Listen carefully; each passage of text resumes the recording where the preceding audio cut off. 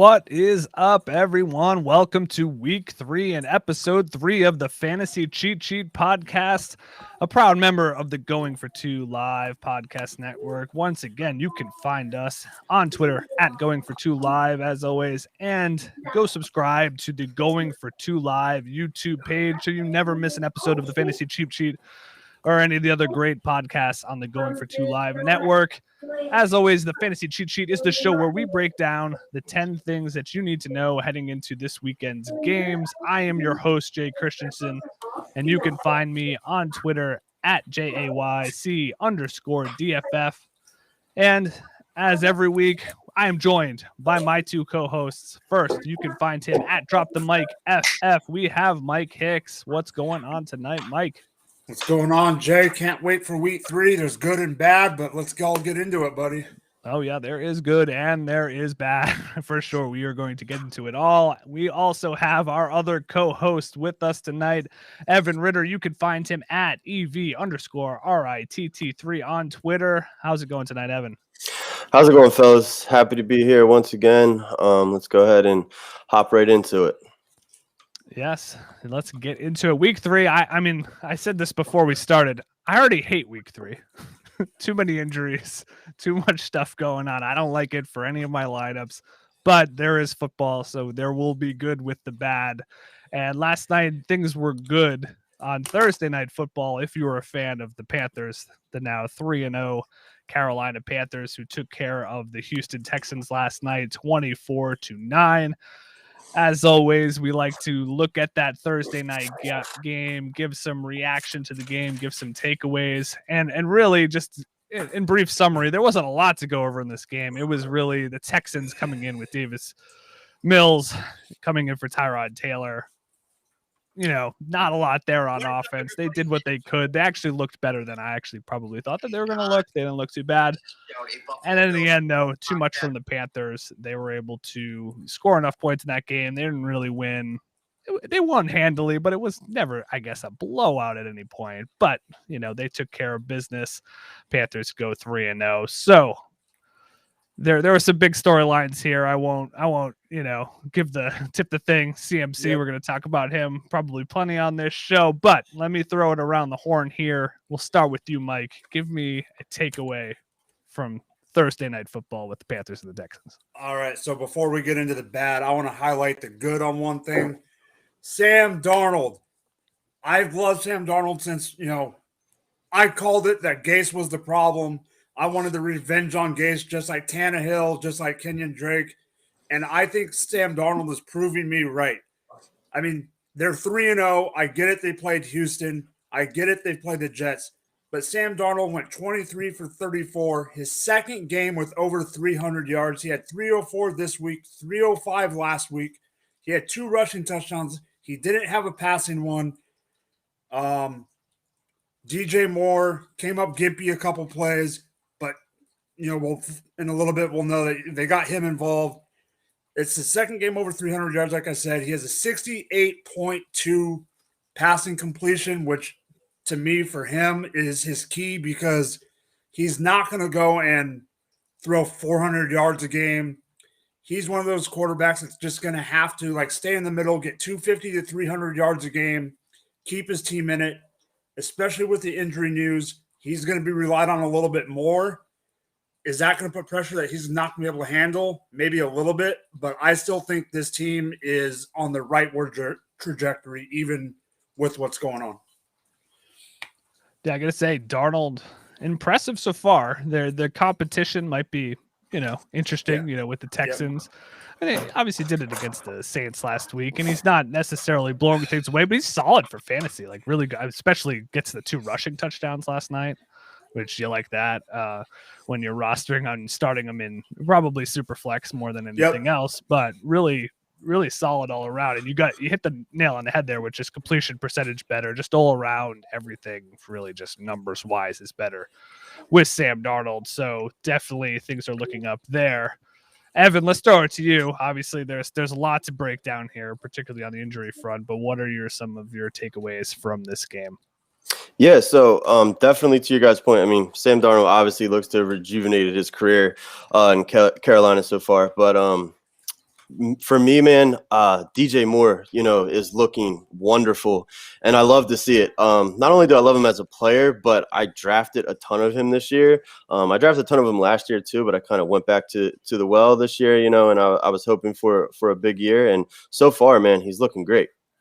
As for his counterpart, Robbie Anderson, which I thought it was going to be kind of a get right game for Robbie, but he was underwhelming once again, and not to get too far into it because I'll touch on that actually in one of my cheats of the week when we get there. So, but my last takeaway from this game would be Brandon Cooks. Man, if he can do it with Davis Mills, then he quite possibly could be the steal of this year's draft in regards to where he was being taken as far as his ADP goes. Last night he finished with 9 receptions for 112 yards. I mean, he continues to be one of the bright spots. The bright spot in this Houston Texans offense to this entire team, honestly. And if you drafted him, you're more than pleased with his production so far. So yeah, like you guys said, not the most exciting Thursday night game, not the most exciting game at all, putting it politely, but a lot of fantasy relevant storylines for sure. Obviously, the big one being the CMC injury, which again I'll elaborate on here soon. So yeah. Let me just go ahead and toss it over to you, Jay, and go ahead and get right into things. We're gonna devote a whole cheat on CMC. It's just a big thing. That hamstring injury last night, just brutal. If you have CMC on any of your teams, just not what you want to see, especially after last year. Like if you have him in Dynasty, which I do, and you had to survive a year last year, you got to do it a little bit again this year. Hopefully, shorter amount of weeks than last year. Hopefully he's back sooner than later. My one other takeaway to add here briefly is DJ Moore. Fantastic that the target share is all going his way. Really last night, he is a clear target leader on this team. This season, it seems like him and Sam Darnold have a nice rapport there. He went for 8 for 126 last night, 12 targets. So that's my biggest thing there. I love DJ Moore. I loved him coming into this year, so it's nice to see him immediately doing that. And I got to echo that Brandon Cooks. Man, we talked about Terry McLaurin last week, just QB proof. Brandon Cooks, QB proof, doing it with it's just a revolving door of quarterbacks here. It reminds me kind of a little bit of like DeAndre Hopkins a few years back when he was playing with like Tom Savage, and it just seemed to be a revolving door there, and he was still getting it done. Same thing when you see Terry McLaurin, Brandon Cooks just producing week in and week out with quarterbacks. There's just some guys that get it done. Don't take them out of your lineup when the QB changes. It doesn't matter. Keep them in. They are superb talents that are going to produce no matter what. So that kind of wraps up. Yeah, not a whole lot else. We're going to get into CMC a little bit more. I do want to throw it to one question we had in the chat from one of our listeners here. And he is a guy who started CMC and Panthers so far. So he's a little worried. So he doesn't want to go 0-3 with his team. So he's asking, should he start Hurts and Goddard? So that's the Monday night game versus Dallas. You got the combo there, the stack of Hurts and Goddard over Mahomes and Fant. Mahomes gets the Chargers. Fant gets a nice matchup to me with Jacksonville. So I'll throw it to you, Mike, first. What are your initial thoughts on here? Would you roll with Hurts and Goddard against Dallas, or would you go with Mahomes and Fant? So this is season long, right? I'm assuming it is, but I think it's just for this week, basically. Like I would almost want to go Mahomes Goddard if it's season. Combo the two, yeah. If you could, I would. But if I had to go off of this question, Mahomes Fant, because I still think Mahomes is gonna. I think it's gonna be a shootout between him and Herbert, and I still think that he's gonna go all out. That at least Hurts is a good play, but Parsons is showing that he is stepping up, and they do have a decent secondary. So if he runs the ball, it'll be a good game for him. But some people are higher on Hurts than I am overall. Sure, yeah. I look at this and it's hard to bench Mahomes. Like that's a really hard guy to bench in your lineup. And yeah, the Chargers D is interesting, but that Dallas D really stepped up last week when keeping, I mean, I will get to, actually, we're going to get to that one later too. Herbert threw for plenty of yards and stuff like that, but they really were pretty frisky and holding Herbert to under 20 fantasy points. So actually, I think I'd go roll with Mahomes and Fan. I really like the Fan matchup this week. Jacksonville's not very good, so I think I would roll with that as well for me. What do you think, Evan, on this one quickly before we jump into our top 10? I just don't have the kahunas to sit Mahomes. I mean, I can't sit that guy. Regardless of matchup, I feel like he's matchup proof. So I kind of like the take on. I like the Mahomes fan side. I mean, they're getting the Jets this week. The Broncos are getting the Jets, so that's a favorable matchup. We know Judy's hurt, so Fant should get some targets funneled his way. But I actually, with how well Hurts is playing, even when he doesn't play well, his rushing upside keeps him relevant. So with Mahomes probably being an every week starter for you, I put some feelers out and see what I could get in return for Hurts. Yeah, that is an interesting combination of guys to have. Hurts and Mahomes. Mahomes would have been taken early. Hurts also taken pretty early, so that is interesting. Yeah, I think I said Jaguar. It's Jets with Broncos this week. I have all the J teams confused in my head. But yeah, Mahomes is a tough one. Definitely a tough one to sit. The listener mentioned Hurts rushing upside, but I think overall, I think that's going to be a shootout. I like that shootout better. Chargers versus the Chiefs. I just think I like Mahomes' weapons upside. Yeah, I like that. So I would go, Mahomes fan. So we'll go with that. That is our answer for now. Let's jump now over to our 10 cheats of the week. This is our 10 list of things that you need to know heading into this weekend. We're going to kick things off this evening with you, Mike. Take it away with number 1. All right. So Arizona has one of the most potent passing offenses in this league. We all know it. Kyler Murray's a stud. We know who they all have. But that's not what I'm focusing on, guys. I'm focusing on the run game and Chase Edmonds. Yes, Chase Edmonds is going to have a good week. But here's the thing that a lot of people don't realize. He has 60.8% snap rate. He's 55.6% opportunity share. I know doesn't seem like a lot. He has 20 carries. Here's the thing. He has 20 carries this year. He has more carries than Swift, James Robinson. He has 109 yards on the ground. He has more yards than JT, and Kamara.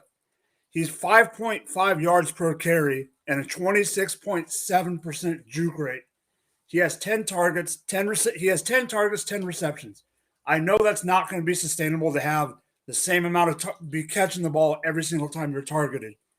But he's ran 40 routes 52.6% of the time that he's on a route. He has 8.2 ADOT, 6.9 average yardage before contact. Only 10 players have had top 24 running backs both weeks, including Henry, Eckler, Aaron Jones, and JT.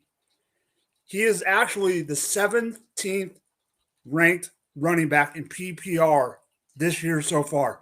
I don't think a lot of people would realize that he's number 17 in the league. He's better than Carson, Kamara, Miles Sanders, and Antonio Gibson so far. And they're going against a Jacksonville defense that's 28th total defense and 25th against the rush. James Conner has 0 catches this year. I think he could be a top 15 running back this week. Yeah, Chase Edmonds, really consistent. His numbers are almost identical between the 2 weeks. Very, very close. Yeah, they are. They're getting the catches, getting plenty of carries too. That I like that offense. That's an offense that's moving the ball very, very efficiently. So I like that. So he is, for this year, I've been talking about it on, on Twitter, on my other show that I do. It's just the RBs this year are very weird. We were questioning, are there RB1s anymore? Yeah. There's the guys at the top, and then there's this pack beyond it. And Chase Edmonds fits nicely into a solid RB2. Maybe potentially more back in some weeks, but I feel like he's going to be in this range based on his usage so far, that 12 to 14 points. Maybe he has, upside because sometimes he'll be able to get a touchdown. They're using Connor close, so I don't think he might necessarily get red zone carries or inside the 5 carries, but he has the ability to maybe break one and score one from further out, and then he might get you a 20-point game. But he's a guy you could kind of play. He's a nice RB2 you can play, and hopefully you got a nice RB1 to go with it, and it's solid, and it's pretty volatile right now at running back, so I don't mind having Chase Edmonds, and I certainly don't mind playing him in this matchup this week. Anything to add there, Evan, on Chase Edmonds? Yeah, no, I mean, I love him too. I think he has top 10 potential this week. He is definitely on, I love him this week. He's yet to find the end zone. That's the only downfall towards him, but he's catching 100% of his passes. He's seeing a ton of targets. He has 75 total yards in each game that he's played.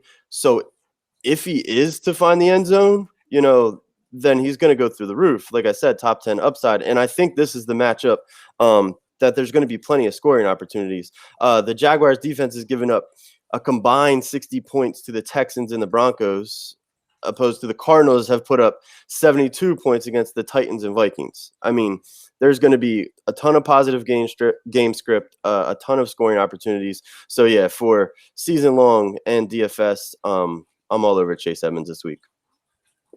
Yeah, we like Chase Edmonds this week. So yeah, see if you can get him into your lineups on Sunday. Evan, let's go to number 2. What's your topic? And I think this is a familiar one, I guess.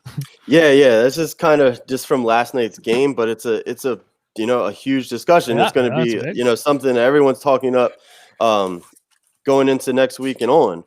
So yeah, it's going to be the CMC injury. And what does this backfield look like without him? So first things first, I mean, we saw McCaffrey look to pull up as he was kind of like bouncing outside on the run last night. It almost looked like initially he was trying to perform kind of a high step and like juke move, but then unfortunately you saw him hobble out of bounds, and I was like, oh man, is it happening? And sure enough, not to dwell on injuries. I hate when guys get hurt. I don't like to see them go down, but I did fade him in DFS. And it wasn't because I thought he was going to get injured. I thought they were going to be up big enough that we were going to saw more of Chuba Hubbard. So that's why I faded CMC last night, and it worked out, but kind of not to how I wanted it to work out. Unfortunately, the man got hurt, and I hate to see that. So yeah, he got ruled out of the game in what I believe was like the middle of the second quarter. And what I've heard so far is it seems to be a hamstring injury. And they're talking that he's going to be out, at least 3 weeks, if not more. So with that being said, who's the next man up? It looks who we all expected. Definitely looks like it's going to be Chuba Hubbard, who we all going into the year expected to be CMC's handcuff. He's a rookie out of Oklahoma State. He saw 75% of the snaps once McCaffrey left the game. And if he's going to see that type of workload, I think he should be a top 20 back. And that's even if he doesn't perform at a high level. I mean, even if he has off games running the ball, which last night you kind of saw, he wasn't that effective on the ground, but he can catch the ball. And we know in this offense, they like a back that can catch passes for sure. Royce Freeman did see the field, but it's going to be the rookie getting 70% plus snaps and more than a decent amount of touches. So hopefully if you're a CMC owner, you already had Hubbard as an insurance plan. But if you're like me and aren't big on handcuffs, it's times like this I wish I was, then I would be getting prepared to spend a good chunk of fab on the rookie, because even if it's just for a few games, I don't see this being a running back by committee approach. Chuba Hubbard is going to be the guy for the foreseeable future. And I am setting up to spend pretty big on him, because you just don't see, a 70% workload like that in many backs, and to get him off the waiver wire, I'm all in. Also real quick, if you have room on your bench, I'd be looking to stash Terrace Marshall. He saw an increase in playing time last night, and he caught 4 passes to Robbie Anderson's 1. So it's not looking good for Robbie Anderson owners. And I just think Marshall's worth a stash in case he does become an every down starter in this offense. Yeah, Robbie Anderson definitely killed some teams last night. What do you got with that running back situation, Mike? What are your thoughts there going forward post CMC or the brief, hopefully brief absence of CMC this year? So I will preface it by saying one of the reasons I am not very happy about this situation with Hubbard is in one of my rookie drafts that I drafted that I had CMC, I got sniped on Hubbard the pick before me in the rookie draft. So now my handcuff situation is no longer a handcuff situation. It's go find the next back. But I think they're gonna have to just be more creative. I don't think I think Hubbard and Freeman are gonna split a little bit. I don't know who's gonna be more, but I think they're just gonna have to get more creative with the offense. Maybe they'll get Tremble more involved. I mean, for gosh sakes, he ran a dang touchdown last night. Who would have guessed that? But I do agree with Evan about Terrace Marshall getting more play. And I will just say it up front. I am really, really worried about my boy, Robbie Anderson. Oh, yeah, if he's your boy, I'm sorry. I'm sorry. Where did he go last night? I have him a lot. I have him a lot. I have him in SFB. I have him a lot. Oh, yeah, I don't have a ton of Robbie. I didn't hate Robbie Anderson certainly coming in, but man, yeah, he disappeared last night, which was interesting. All DJ Moore, a little Marshall sprinkled in, which was nice. He did see an increase, like Evan said there. My take on the backs, I definitely am in favor of Chuba over Royce. I think Royce might be involved a little bit more. We'll see after a week of practice. Does just the third back get more involved there? So I think next week will really tell the tale of how it'll be for however many weeks going forward, assuming whoever takes the lead there, which I believe will be Chuba, plays well. Obviously you have to play well to kind of keep the spot. Chuba it's just such a stark contrast. I think what Chuba does well is he's pretty fast. He needs to kind of go straight. He's not a juke machine he doesn't bounce around like CMC. He needs to be able to kind of hit a hole and go, which is what he did well in college. He can catch, but he's not a great pass catcher. It's not like he can. He caught some passes last night, but he also didn't look totally natural doing it. So I worry about that a little bit because that's just a huge thing of that offense. It's like CMC is just such a dual threat where he can just whatever you want to do with him, catching passes, running routes, he can do it all. So it definitely limits what they can do there. So I just worry. My worry would be that the offense just takes such a step back if you can game plan for them better. I hope that's not the case, but we'll see if it affects the passing game in any, Darnold's safety blanket of CMC not there. He can lean on DJ more, but, maybe teams can game plan for DJ Moore. And, it just becomes a little bit tougher for that offense to move the ball, but we'll see. That's definitely interesting. It's such a big piece on that team, such a big piece in fantasy. What a good story, Carolina has been so far too, to see such a, the centerpiece of that team just go down, man. It sucks, Yeah, I hate any injury because it just waters down football. Like I like when the best of the best play. Absolutely. So any injury, regardless if it helps me in fantasy or not, I want the best players playing. I don't like when any of these guys go out. So I'm with you. But I'm sure we might be checking in on Chuba Hubbard next week, see how he's doing. Maybe he's a cheat of the week next week. Maybe he's a guy who wants to play all across the board. We will see. It definitely could be the case. Definitely you pick him up. I'm not sure how much fab you want to blow on him or how much fab you have left. Every week there's a guy you're going to want to pick up. And Eli Mitchell, people are like, God, it's going to be someone else next week. But yeah, for sure. So we will see what happens there. I'm on to number 3. This is mine.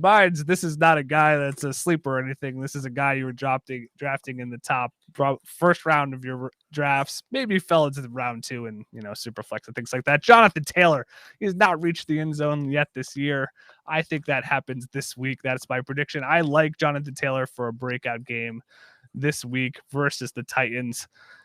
It's not for a lack of usage that you could put a little bit of this on him, but this is a kind of an offensive line that's coming together a little bit with some injuries, an offense that's been a little bit in flux here also with injuries, but he's carried the ball inside the 5-yard line 5 times last week and 1 time week 1. Hasn't got in. I believe I saw a stat he had 8 inside the 10 last week. had very little Wow. yards and no touchdowns. It's just not happening. I just don't think that can continue. Jonathan Taylor is too talented, and now he has a matchup this week with the Titans that are just not a good defense whatsoever. We saw it this past week. Chris Carson gets 2 touchdowns on the Titans. So he's scoring on them 2 touchdowns from Chris Carson. And I like Chris Carson, but I like Jonathan Taylor a lot more. I believe Kyler Murray had a rushing touchdown against them week 1. And I just think Jonathan Taylor has to be involved here. We have an 0-2 Colts team here. They need to get things going. This is a divisional matchup. Wentz, we don't know. Is he going to play or is he not going to play? He's hurt. His whole leg is basically injured. His foot was injured preseason. He's got 2 sprained ankles now, yet he's not ruled out. He might play this weekend. Who knows? Either way, I think you got to lean on the run game here. You have to get Taylor involved. You can get the other backs involved as well, but man, I think it has to go through him this weekend. And this is a defense for Taylor to break out against. So I really like him this weekend. And like I'm saying, he gets into the end zone this week. I think he could put up a top 5 performance from Jonathan Taylor this week. I really like him this week. So definitely, you're playing him anyways. I just really like Jonathan Taylor this week. What do you guys think on that? I'll start with you, Evan. Any thoughts on Jonathan Taylor or that matchup there with the Titans? Yeah, I mean, he was stuffed on, I think, 3 straight runs last week. I mean, it's insane. So, yeah, kind of definitely a weird start for a guy like you said that you drafted that high. I mean, he has a league high 12 carries in the red zone. 12. Yeah. He's getting the opportunity. It's got to click at some point. I just feel. Yeah, I mean, 6 carries inside the 5-yard line and still hasn't scored a touchdown. So I just think he's too good to keep down for this long. At some point, he's going to break out. He's just too good. I mean, he scored 11 touchdowns last year. So yeah, I just think Taylor's too good to stay down for this long. And the only downside I would say to if Wentz doesn't play is, with a Jacob Eason at quarterback or Hundley, then you can the Titans maybe were a little more inclined to, put an extra man in the box. But yeah, at some point, Jonathan Taylor is going to have that game that we all drafted him for. Like I said, he's just too good to keep down that long. Like, anything on Taylor? Final thoughts? I mean, you guys pretty much said everything. I will just say that I was not the highest on Taylor. But I will say, if you were and you have him, don't give up on him yet, because I agree with you guys. This could be the weekend. If it's not, it's going to happen. Like, it's going to happen. It's just a matter of time. Yes, for sure. So I like it this week, but yeah, hopefully it happens soon. That is a that. Speaking of SFB, I have him there, so I hopefully he goes off this week. Moving on, we will jump it back to you, Mike. What is your 4th topic of the week? All right. So my 4th topic of the week is be wary of Josh Allen. I can't believe I'm saying this because I came in pounding that drum about Josh Allen so hard this offseason. I have him at number 3 in my 2 in my dynasty rankings at 1.3 now. Here's the thing. My biggest stat that I found that really scared me, and this was partly because I was looking into stuff for SFB, 56% completion rating. Out of quarterbacks that have started both games, and I know Tua got hurt partway through their second game, but out of all the quarterbacks that started both games in the first 2 weeks, only 3 quarterbacks have a worse completion percentage than him. Tua, Mac Jones, and Trevor Lawrence. Are you freaking kidding me? And you're supposed to be the next big thing at quarterback? I mean, here's the thing. He's 3rd in air yards. He has the 2nd worst clean pocket percentage in the league. He's ranked 7th in pass attempts. When you're ranked that high in pass attempts and you're that low in completion percentage, you're not going to score points and you're going to be in danger, of having bad games. He's ranked 19th in quarterbacks for fantasy. He does have 2 top 24 weeks, obviously. So in Superflex, he's going to be a quarterback, but he has 0 top 12. He hasn't finished in the top 12 at all yet. He has a 44.7 QBR, 77.9 rating. I mean, I am worried that last year might have been his career year. And I'm not saying he's going to be horrible, but I have a feeling that he's going to bring himself a lot more back to the pack. And he's going to be like 8 to 12, not 1 through 8 like everyone thought when it came to quarterback. Because where you drafted him, you need him to be that stud. Yeah, he's usually coming off the board second, sometimes third, Yeah, probably sometimes first in certain leagues. It depends, I saw it. So yeah, Evan, thoughts? Josh Allen, yeah, not a great start, but Yeah, I mean, this week. And that's the thing when, you're taking him as a top 3 quarterback and you're looking at what Patrick Mahomes and Kyler Murray are doing, you have to kind of panic a little bit. I mean, I'm not panicking, completely yet and dropping Josh Allen out of my top 5 quarterbacks by any means yet, but it's definitely something that you got to, start to think about. I mean, when you have a subpar 56% completion rate, 5.3 yards per attempt with an average of 1.5 passing touchdowns per game, and you just got a ton of money, and we're, like I said, top 3 quarterbacks coming off of fantasy drafts. Yeah, it may be time to definitely consider that Josh Allen is in for some serious regression. But I'm just not going to hit the panic button yet. I'm going to give it one more week. And while it is a tough matchup of going against the Washington football team, we just saw Daniel freaking Jones run all over him. So maybe we get a heavy dose of that from Josh Allen. I know, from, reading articles on Josh Allen and watching him over the last few years, the guy is a competitor. He works his ass off. So I don't think anyone is more beat up about this slow start than Josh Allen himself is.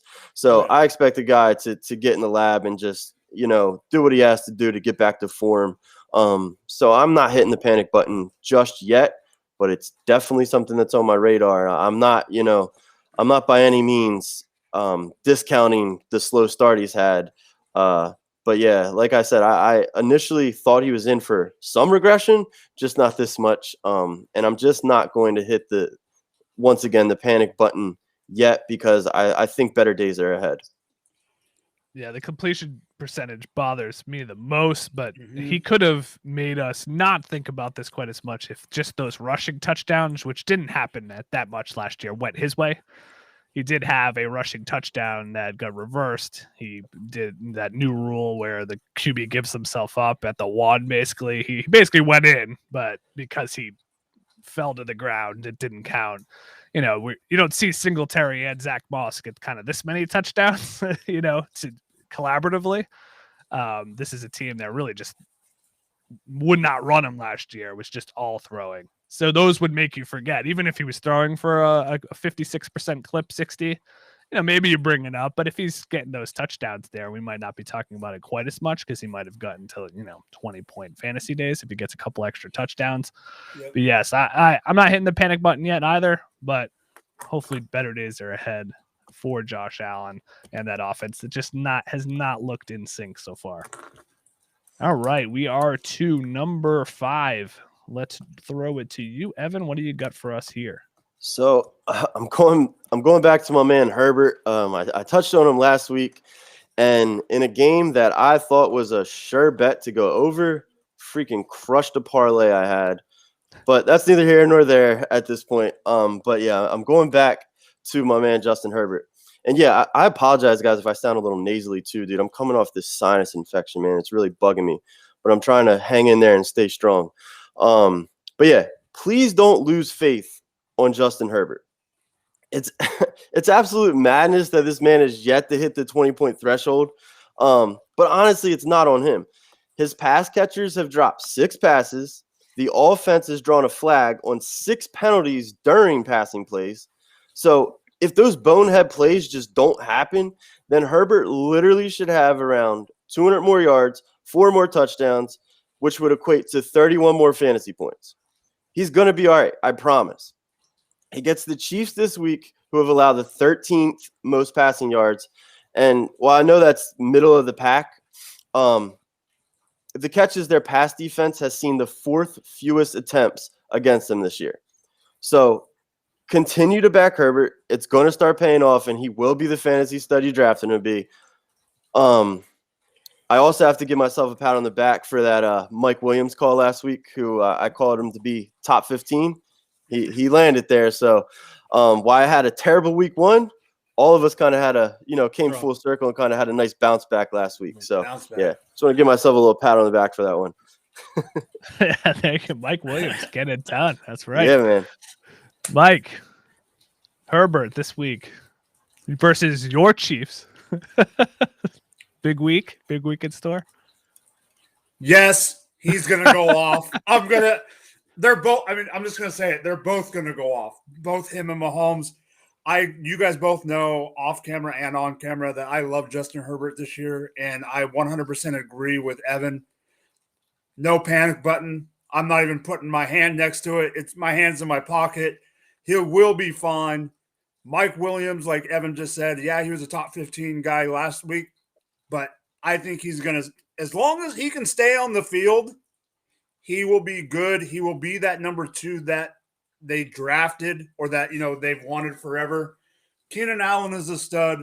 And don't forget that he's still going to keep getting a lot of those dump-off passes to Eckler, and I expect a lot of that this week too. Yeah, for sure. I mean, I watched a lot of those games. Herbert was really good both weeks. And the Cowboys is just crazy. That one interception by Diggs was insane. Play was nuts. That just doesn't happen very normal. He's made some mistakes, but on the whole, the interceptions, I think 2 out of the 3 that he's haven't really totally been his fault. And then the penalties were crazy last week. It was just anytime they had a chunk play or touchdowns, there was a flag on the field and was an offensive penalty. I think he's throwing for over 300 yards. It just hasn't totally put together the touchdowns. I think he's totally fine. It's just from a football standpoint, you're this guy's slinging it and playing really well. There's just a lot of bad luck going on here. And he passes this week. It turns around. Yeah, he passes the eye test with flying colors. The guy looks the freaking part. He doesn't look like Zach Wilson out there, where you just exactly. But if you're just game log watching, and you're looking at fantasy points per game, you're like, what the heck is Herbert doing? You know what I mean? Right. But so I just don't want people to lose faith, because I'm telling you, he's passing the eye test. He is, better days are ahead for sure. I agree 100%. Love Herbert. Let's move on. Next topic is mine. We are up to number 6 here on our list of 10. I am going to throw this to a game that I think could turn out into a pretty good offensive matchup this weekend, with some injuries popping up here. And one defense that's usually terrible anyways. We have Baltimore versus Detroit. I really like Tyson Williams this week. I think he's a good play. This is a guy who I didn't know what to make of when everybody got hurt on that team, and he was really the only guy left on Baltimore's running game. But this is a guy who's had 57% and 48% snap share in the first 2 weeks. So this is a guy that, even though they brought in some other guys into town there, he's still playing a good amount. It's going to be a committee there. They're going to still rotate Murray. They're going to still rotate in, saw some Devontae Freeman last week, but he's averaging 6.5 yards per carry. And he's catching some passes. He's actually involved in the pass catching game there. 4 targets and 3 targets in each game, so 7 overall. He's had 5 catches. And that could be a key this week if he could get involved in the passing game again, when we just saw Aaron Jones score 3 passing touchdowns last week out of the backfield. And then you saw Elijah Mitchell have a big game against the Lions defense week 1 as well. I think that, any week the Lions are playing anybody, we're probably going to talk about someone on the opposing team as a nice fantasy play, but I think he's one that's kind of sneaky, or maybe even not sneaky. I think people are on to him now. I'm seeing him I just saw him get traded for a first-round pick in one of my dynasty leagues, which I would not advise, but it happened. So people are trying to grab this. If think you're contending and you're trying to win some weeks early on here, it's not a bad play. So some people are, maybe paying a little bit much, but I don't think he's bad this week. I think he has a good day. for sure. What do you guys think of that matchup there? Is Tyson Williams the RB to play in the Baltimore backfield this weekend? I think he will be the RB to play in this offense until further notice. I think he's pretty much grabbed the job. The only time Murray is going to be in to me is when it's late and they're just going to grind the clock. Other than that, I think Tyson Williams has won the job. I mean, obviously, it little scares me with vulturing, running TDs and carries because they do have Lamar.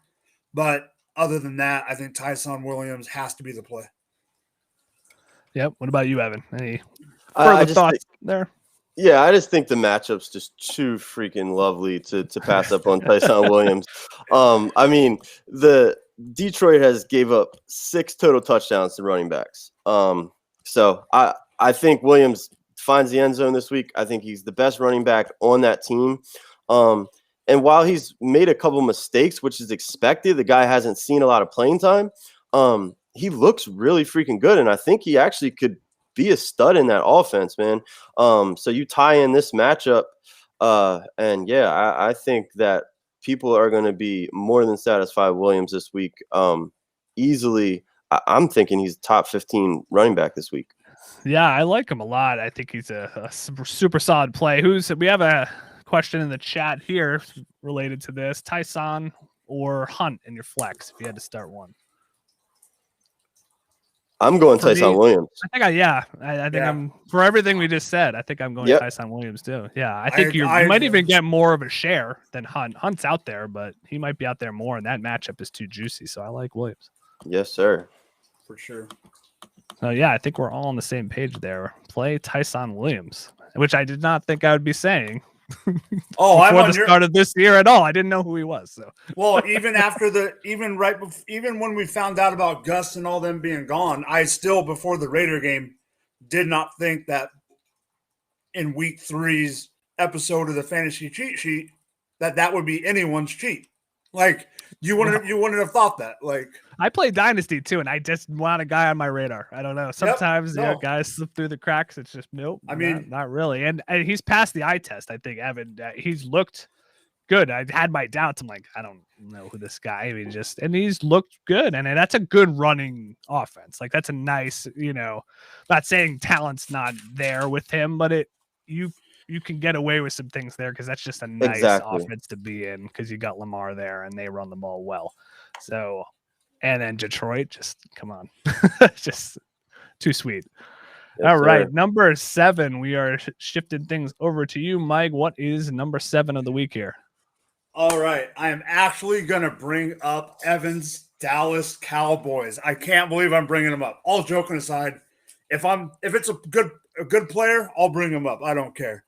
So what I want to discuss is the running back situation because in the Twitterverse, everyone is all about Tony Pollard. And even though I do like what Tony Pollard's done so far, I do have to bring up the fact, yes, he's ranked 12th in PPR. Zeke is ranked, what's he at? He is ranked 26th overall in PPR for running backs right now. But the one thing I think that people are forgetting is Pollard has only had 41% snap share. So I have a feeling that Zeke is at 78% snap share. I still think Zeke is going to have a decent year. I think there's going to be positive regression or however you want to call it with Zeke. I don't think that this is going to continue, that Zeke is going to be the 26th ranked running back in the league. Could he not be top 10? Yeah. But I think right now, Zeke's at 55% opportunity share. He's got 104 yards. He's ranked 26th. He's only got 31 points in fantasy. He's got 136 scrimmage yards, where Pollard has 41% snap share, or 41% snap. Yeah, 123 yards, 183 scrimmage yards.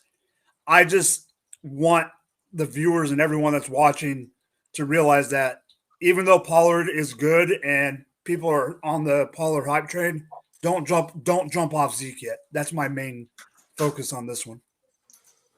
Yeah, for me, you got to play Zeke still. I think you're playing both. I mean, I liked what I've seen from Pollard. I think Pollard's a flex, and like Zeke's probably more an RB2, which I think is fair.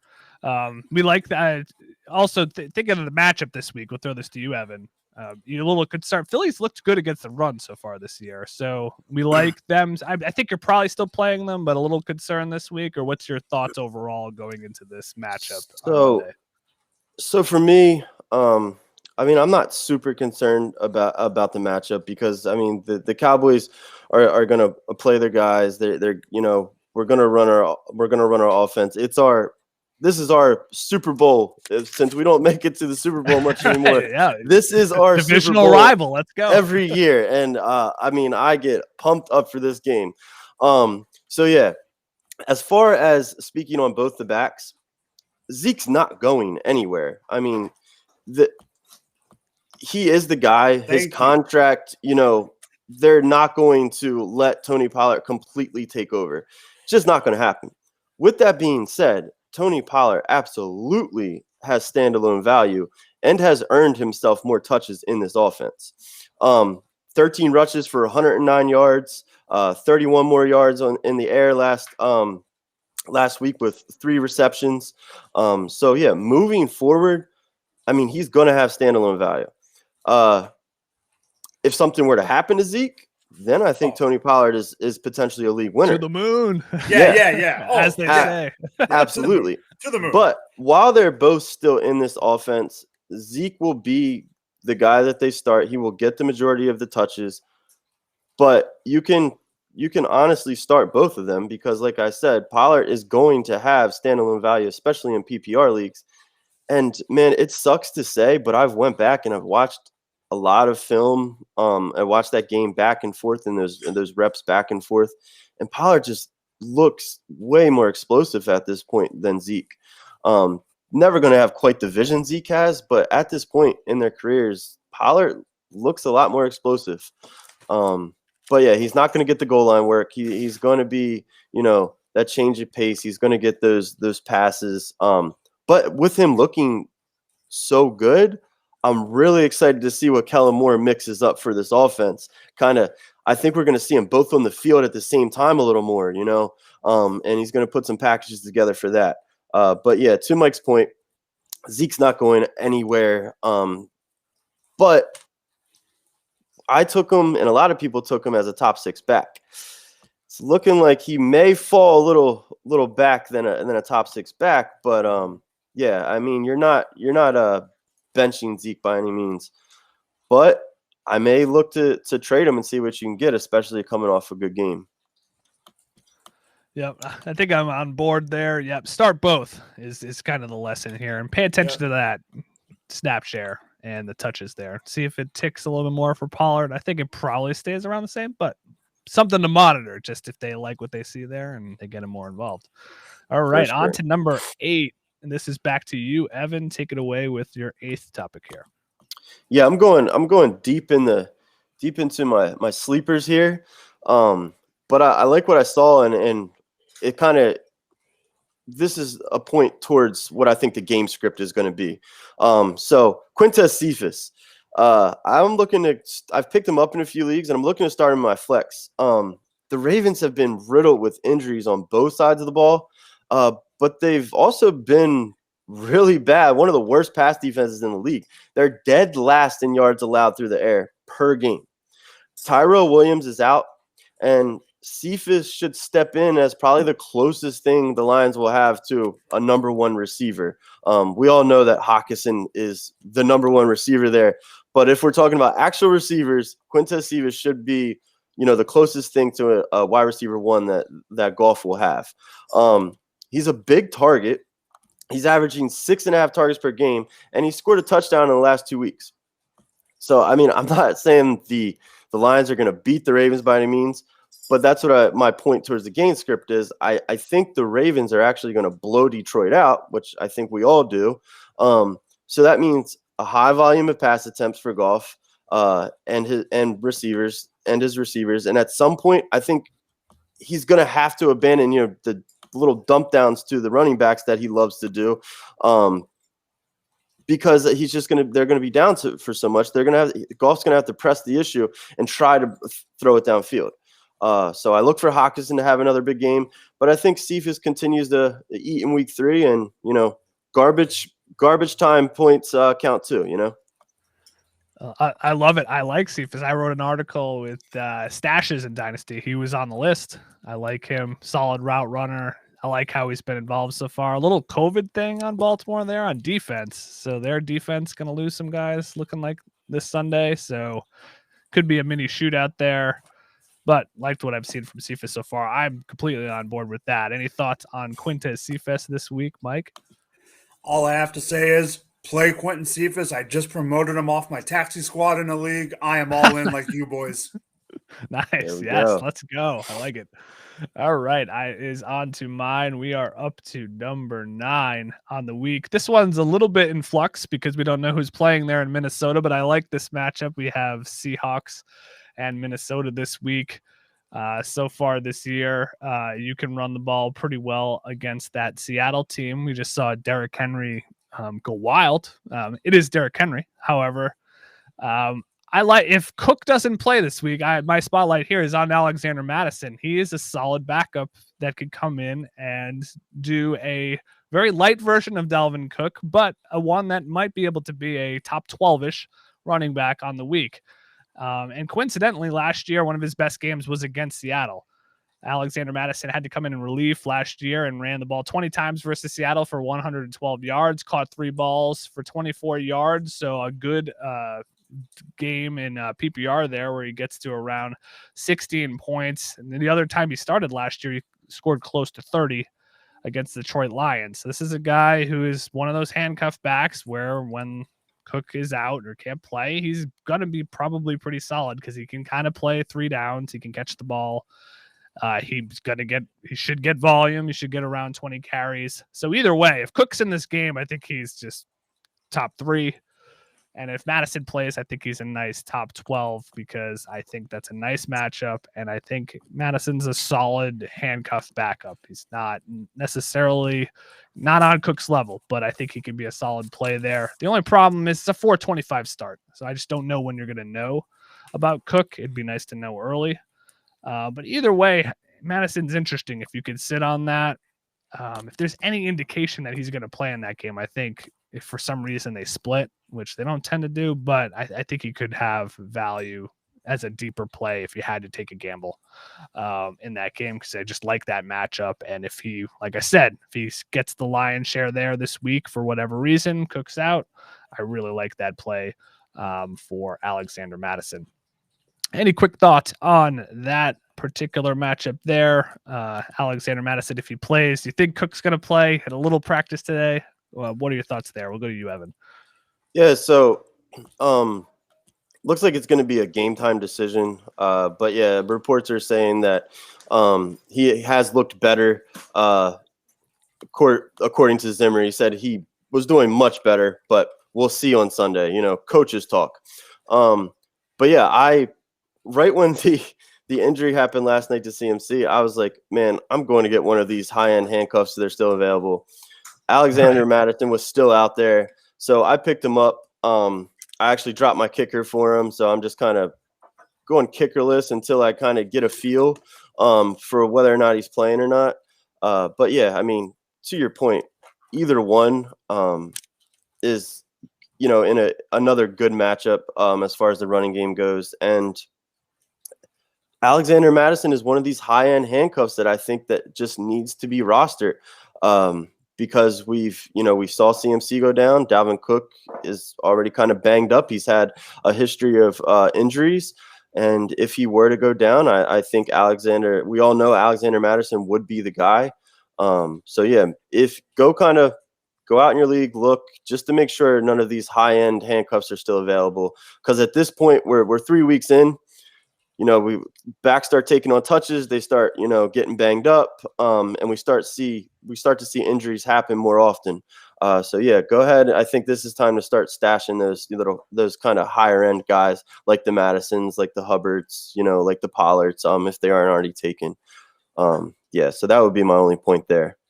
Yeah, I think that's a good idea. If they're available, it's bound to happen. Cook, I mean, he got hurt multiple times. Came out in that game numerous times. I get alerts on my phone. Cook, it's just every 5 seconds. Mike, last thoughts on that one there. Dalvin Cook and Alexander Madison. I just picked up Alexander Madison while you guys were talking. We're giving you all these good tips, there you Mike. go. You're just making all these moves in your leagues. I used the cheat, baby. I used the cheat. Yeah, there we go. It's very useful. Very, very useful. I love it. All right. We are into our final segment of the week when we get to the 10th on our topics. This is our cheat of the week, and we are going to start with you, Evan. What is your cheat of the week? So this is towards the betting side of things. But please go ahead and hop on the Packers money line. I jumped on them right away, got it at plus 158. I think it's already down. Last time I checked, it was down to 145, plus 145 with 58% of the public already coming in on Green Bay. I expect this line to continue to move out of Green Bay's favor because I think at plus 3.5, everyone's just going to bet Green Bay. I mean, the odds suggest the Niners are the better team. I'm not buying it. Anytime you have Rodgers versus Jimmy Garoppolo on the other side, at the game's most important position, you have a tremendous edge in Aaron Rodgers. We just need to throw that week 1 loss out the window. It's not indicative of how Aaron Rodgers and Green Bay are going to play moving forward. They're coming off 2 13-3 seasons, and at the beginning of the year, a lot of people pegged them to win the Super Bowl. Last year, Devontae Adams chewed this Niners secondary up, 10 receptions, 173 yards. I expect him to do it again this week against the now injury-depleted Niners secondary. The 49ers only put up 17 points against the Eagles last week. I don't think that's going to cut it against Aaron Rodgers in this offense this week. Jimmy G is far from the QB Aaron Rodgers is. They have a ton of questions going on at their running back position right now. I mean, I'm telling you, go ahead and jump all over the Packers to win this one outright. Grab them at the 3.5 before you see this line move, because the Packers are going to upset, per se, the 49ers. I don't know why they're the underdogs, but they are. Take the value. And shout out to Mike for his Titans upset last week. Yeah, great call. In our cheat of the week, yeah, great call last week with the upset from Mike there with the Titans over Seattle. Because I backed it and I cashed on that. My man. Yeah, that was a good call. And yeah, we like it in the chat here too. Go Pack Go. Yes, sir. Sure. So yeah, no, I like that one. I think I'm with you there. I like Aaron Rodgers primetime. Yeah, that's, and he's the underdog, and Rodgers. Yeah, Rodgers is one of those guys that he doesn't fade the noise. He pays attention to it all, and he feeds off of it. So you're gonna call Aaron Rodgers an underdog against Jimmy Garoppolo? Yeah, I'm gonna bet on that, man. Yeah, he'll start thinking that Jimmy Garoppolo got drafted over him as well in that draft. Yeah, exactly. He remembers it all. He remembers it all. I don't care what draft he was in. He was drafted over me, right? Yes, sir. Yep. No, I'm with you there. I think there's some good value there. All right, let's start to you. You're related to this game, Mike, I think, with your cheat of the week, but you can give us your thoughts there. And then what's your cheat of the week for week 3? So the only thing I want to say about Evan's pick on the Green Bay Packers is put it all on them, baby. Put it all on the Packers. those $100 bills, Mike? Or? No, but I agree with Evan. On this one, real quick, I agree with Evan. Green Bay on the money line, hands down. But for my cheat of the week, I'm going to the other side of the ball, and that's George Kittle. Yes, I think the Niners are going to lose the game, but George Kittle's bounce back game is this week. He is 12th for tight end scoring in PPR. But here's the thing. I know they went up against Hawkinson, who's really good, but they gave up a lot of points to Hawkinson. They gave up a lot of points to Juwan Johnson.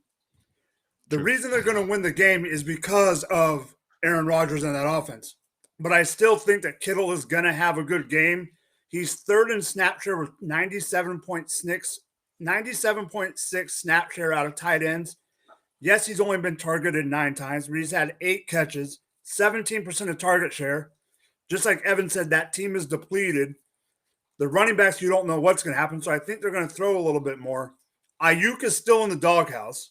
You can't throw to Deebo Samuel 100,000 times. He's Sure 11th. I mean, you can. He's 11th in route participation out of tight ends. He has one top 12 week and one top 24 week so far, but he has 0 red zone targets. That's going to change. I just think this is the week that he has his bounce back week and shows that he is a top 5 talent that for the people that are worried about George Kittle this year. I like it. I love Deebo. That's why I said that. But yeah, no, I mean, you had to think they were going to throw to Hawkinson last week, and they couldn't shut him down. So, I mean, so a team that's a little bit more, you have to shut down more than one thing on the 49ers. I'm with you there. I think we're waiting for the Jonathan Taylor one back earlier on the show here, waiting for that breakout and some other breakouts. We're waiting for that George Kittle breakout. It definitely could be this week. I have a similar one here for my cheat of the week. I was taking a look at players, trying to find breakout candidates of guys. I was looking at players who are averaging over 20% target share on their teams, but haven't broken out with over 15 fantasy points yet. And guys who haven't really seen under 15% target share. I want to make sure there wasn't any one-offs here, but the guys who are consistently involved in the passing games on their teams, not coming off the field. These are all guys that have 75% snap share as well. And one that jumped out to me was Darnell Mooney. He is questionable this week, but assuming he plays, I like that this week. Allen Robinson's also on this list, so I like both of those guys this week, particularly Mooney at a little bit more value and a little bit deeper in lineups, or a guy you could throw into your flex. They have Justin Fields, too, which we had touched on starting this week. That is going to change the Bears offense a lot.